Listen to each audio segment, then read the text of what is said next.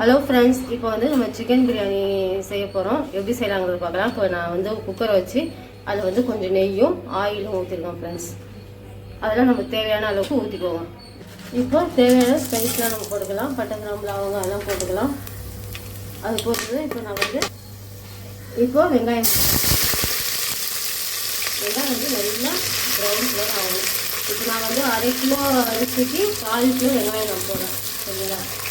இப்போ வந்து வெங்காயம் வந்து வதங்கிச்சு. இப்போ நான் வந்து ஒரு 5-6 பச்சை மிளகாய் போட்டுருக்கேன் ப்ளஸ். வெங்காயம் வந்து இன்னும் கொஞ்சம் ப்ரௌன் ஆகட்டும். இப்போ நான் கேப்பில் வந்து நான் பச்சை மிளகாய் போட்டிருக்கேன். இப்போ பாருங்கள், வெங்காயம் நல்லா ஃப்ரை ஆகிடுச்சு.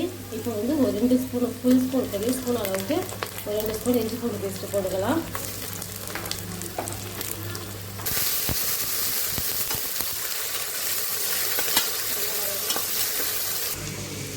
இப்போ வந்து இஞ்சி பூண்டு பேஸ்ட்டு பச்சை ஸ்மெல் போன பிறகு புதினா போட்டுருக்கோம் ஃப்ரெண்ட்ஸ். இப்போ வந்து ஒரு 150 கிராம் ஃப்ரெண்ட்ஸ் தக்காளி போட்டுக்கலாம். தக்காளி வந்து நல்லா குழைஞ்சி வேணும்.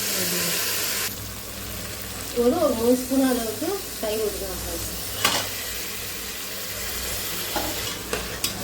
நல்லா வதக்கிக்கலாம்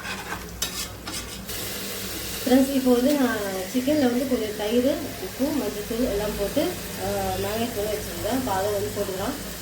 நான் வந்து ஒரு சிக்கன் அந்த பிரியாணி படிச்சிருக்கேன் சாப்பிட ஒரு பசங்க, அதனால ஒரு 400 கிராம் அளவுக்கு சிக்கன் போட்டுருக்கேன் ஃப்ரெண்ட்ஸ். இப்போ வந்து நான் 2 ஸ்பூன் அளவுக்கு பிரியாணி மசாலாவும் 1 ஸ்பூன் அளவுக்கு தனி மிளகாய் தூள் வச்சுருக்கேன். இது நல்லா வதங்கிடுச்சு. இதை போட்டு நல்லா வதக்கிடுவோம். இப்போ தான் ஃப்ரெண்ட்ஸ் நல்லா நம்ம வதக்குறதுனால உப்பு காரம்லாம் எவ்வளோ சிக்கனில் ஏறுதோ அப்போ அதுதான் லாஸ்ட் வரையும் டேஸ்ட் வரும். ஒரு 2 ஸ்பூன் அளவுக்கு தேங்காய் பேஸ்ட் போட்டுக்கணும் ஃப்ரெண்ட்ஸ்.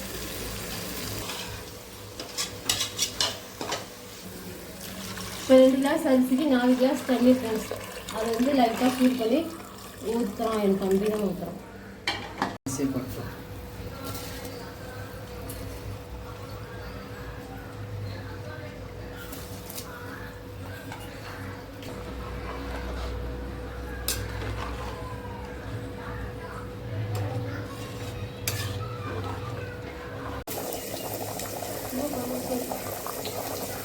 இந்த ஸ்டேஜில் தம் போட்டால் கரெக்டாக இருக்கும். தம்மில் பார்த்தாக்கா நல்லா கொஞ்சம் இதாகிடுச்சு. இன்னும் 2 செகண்ட் ஒரு கிண்ட கிண்டி விட்டு திரும்ப ஒரு 3 செகண்ட் மூடி வச்சு எடுத்துக்கலாம். திரும்ப